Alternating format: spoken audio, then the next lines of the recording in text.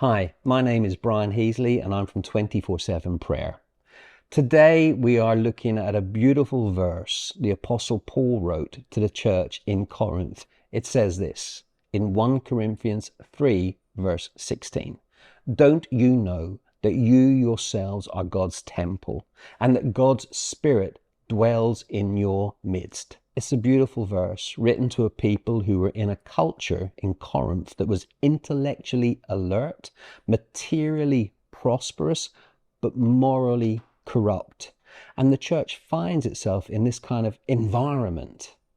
And Paul says, you yourselves are God's temple and God's Spirit dwells in your midst. So Paul is actually speaking to the church. You yourselves are God's temple. And really what he's referring to here is in the Old Testament, we see this beautiful, they call it the Shekinah glory, the glory of God that dwells in a cloud, the glory of God that dwells up a mountain, the glory of God that comes into a temple, the visible manifestation of the presence of God on earth. And Paul knows what he's talking about, and he says this to the church in Corinth: you yourselves are God's temple. You are the visible manifestation of his glory. And we do that by listening. We do that by caring for others. We do that by sharing the gospel and sharing good deeds and kind words. This is how we, the church, are the visible